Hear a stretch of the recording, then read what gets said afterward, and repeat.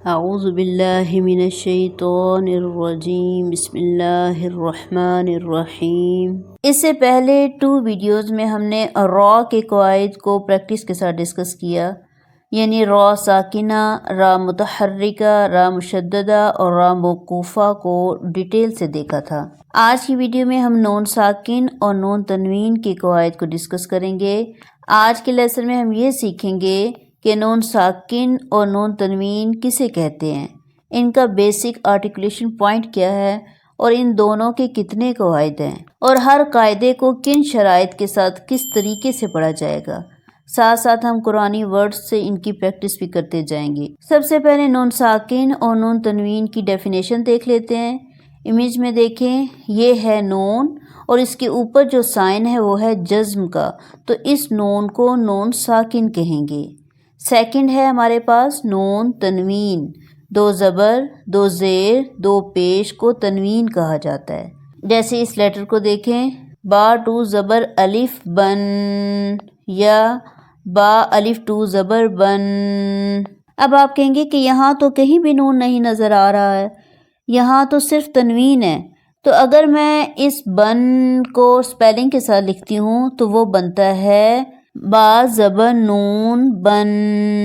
اسی طرح تن، سن، جن، ان میں جو نون کی وائس آ رہی ہے اس کو ہم کہیں گے نون تنوین۔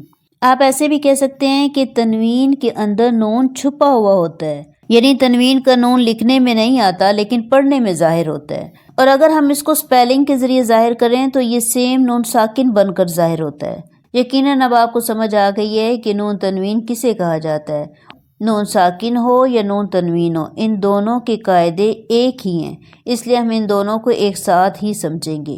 اسی طرح اب آپ نون تنوین کہیں یا صرف تنوین کہیں، ایک ہی بات ہے۔ اب جب بھی ہم اس بارے میں بات کریں گے تو ہم کہیں گے نون ساکن یا نون تنوین۔ یہ تھی اس کی ڈیفینیشن۔ اب نیکسٹ کوشچن کی طرف چلتے ہیں کہ ان کا بیسک آرٹیکولیشن پوائنٹ کیا ہے۔ تو نون ساکن اور نون تنوین دونوں پر ہی غنہ کیا جاتا ہے۔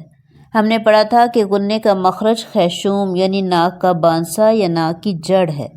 جب ہم ان کو ادا کرتے ہیں تو ان کی آواز ہماری نوز میں کچھ دیر کے لیے ٹھہر جاتی ہے، تو یہ ہے نون ساکن نون تنوین کا مخرج۔ آئیں اب دیکھتے ہیں کہ نون ساکن اور نون تنوین کے کتنے قواعد ہیں۔ تو اس کے 4 قواعد ہیں، یعنی اس کی 4 صورتیں ہیں جس میں ان کو پڑھنے کا طریقہ چینج ہو جاتا ہے۔ نمبر 1 اظہار، نمبر 2 ادغام، نمبر 3 اقلاب اور نمبر 4 اخفاء۔ ان کے نام ایک بار پھر دیکھ لیتے ہیں، اظہار، ادغام، اقلاب، اخفاء۔ ان کی میننگ کیا ہے؟ اظہار یعنی ظاہر کرنا، ادغام مرج کرنا یعنی 2 حرفوں کو ملا کر ایک کر دینا، اور اقلاب کا مطلب ہے بدل دینا، چینج کر دینا، اور لاسٹ ہے اخفاء۔ اخفاء اردو کے لفظ خفیہ سے ملتا جلتا ہے، جس کا مطلب ہے چھپانا، یعنی آواز کو چھپا لینا۔ نون ساکن اور نون تنوین کی یہ 4 قاعدے ہیں۔ آج کی ویڈیو میں ہم ان میں سے نمبر 1 یعنی اظہار کو اچھے طریقے سے سمجھ کر پریکٹس کریں گے۔ اب ہم آتے ہیں اس کی ڈیٹیل کی طرف۔ نون ساکن نون تنوین کا سب سے پہلا قاعدہ تھا اظہار۔ یہ بہت دلچسپ لیسن ہے، انشاءاللہ اگر آپ غور سے سنیں گے تو آپ بالکل بھی بور نہیں ہوں گے، بلکہ آپ کے علم میں ضرور اضافہ ہوگا۔ ڈیٹیل میں جانے سے پہلے ہم اپنے بورڈ پر نون ساکن اور نون تنوین کے بعد یہ والا جملہ لکھ لیتے ہیں، کیونکہ ہر ڈیفینیشن کے سٹارٹنگ میں یہی جملہ بولا جائے گا۔ لفظ اظہار کا مطلب ہے ظاہر کرنا، واضح کرنا۔ جیسے کہ ہم پہلے پڑھ چکے ہیں کہ نون ساکن اور نون تنوین دونوں پر غنہ ہوتا ہے۔ کیسے غنہ ہوتا ہے؟ جیسے ان، نارن۔ اب اس رول میں ہم اظہار کیسے کریں گے؟ اظہار کا رول یہ ہے کہ نون ساکن اور نون تنوین کے بعد اگر حروف ہلکی میں سے کوئی لیٹر آ جائے تو پھر ہم صرف نون ساکن یا نون تنوین کو ظاہر کر کے پڑھیں گے، یعنی غنہ نہیں ہوگا۔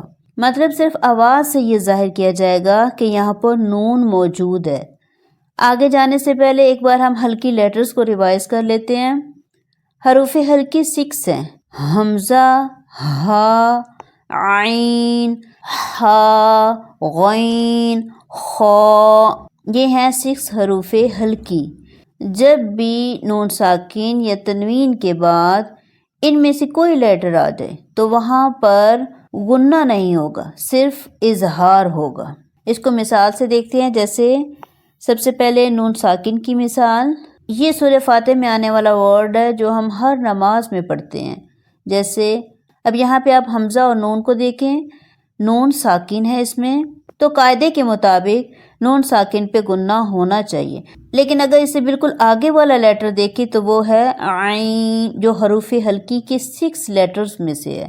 تو اب یہاں پر ہم ان نہیں پڑھیں گے، صرف اظہار کریں گے۔ کیسے اظہار ہوگا؟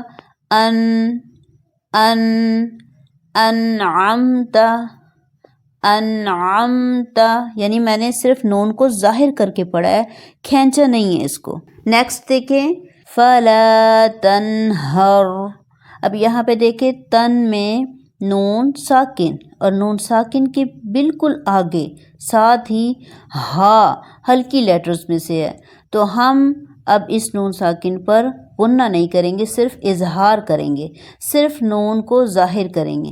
فلا تنہر، تنہر۔ کچھ اور مثالیں جیسے ینہون، ینہون، ینعیق، ینعیق۔ یہ تو آپ نے وہ مثالیں دیکھی جس میں نون ساکن کے بعد ہلکی لیٹر اسی ورڈ میں تھا۔ اگر وہ اسی ورڈ میں نہیں ہے بلکہ دوسرے ورڈ میں ہے، نون ساکن کے بعد جو دوسرا ورڈ آ رہا ہے اس میں ہے، تو تب بھی صرف اظہار ہوگا۔ جیسے من خوف، من خوف، من اوتیا۔ ایسے ہی تنوین کی مثال جیسے بک من، اب یہ تنوین ہے میم پہ، بک من، میم پہ 2 پیش ہے۔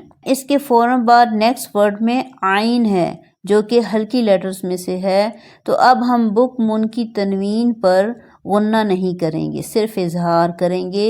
بک من عمیٌ، بک من عمیٌ، عذاب علیم۔ اب عذاب، بن میں دیکھیں تنوین آئی ہے، نیکسٹ حمزہ آ گیا ہلکی لیٹر، تنوین کو ہم صرف اظہار کریں گے۔